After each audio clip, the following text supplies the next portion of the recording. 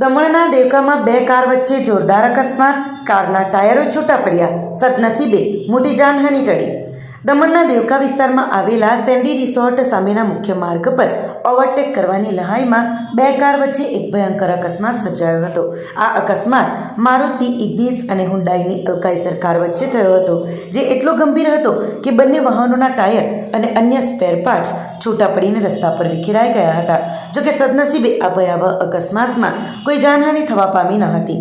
મળતી માહિતી મુજબ બંને કારમાં સવાર લોકો વલસાડ શહેરના જ વતની અને એકબીજાના પરિચિત હોવાથી તેઓએ અંદરો અંદર જ મામલાનું સમાધાન કરી લીધું હતું, જેના પરિણામે પોલીસ ચોપડે કોઈ સત્તાવાર ફરિયાદ નોંધાઈ ન હતી અને વાહનોના ચાલકો પોતપોતાના વાહનોને સમારકામ માટે લઈ ગયા હતા।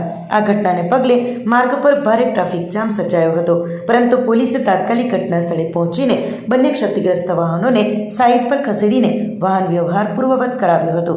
અત્રે ઉલ્લેખનીય છે કે વીકેન્ડ દરમિયાન દમણમાં સહેલાણીઓનું ભારે ઘોડાપૂર ઉમટી પડતું હોવાથી 2 દિવસો સુધી માર્ગો પર વાહનોની ભારે ભીડ રહે છે, જેના કારણે અવારનવાર આવા અકસ્માતોની ઘટનાઓ સામે આવતી રહે છે।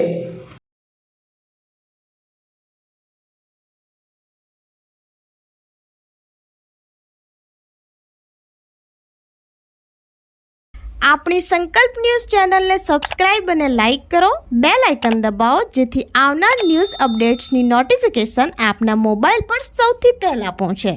Like, subscribe and share the video.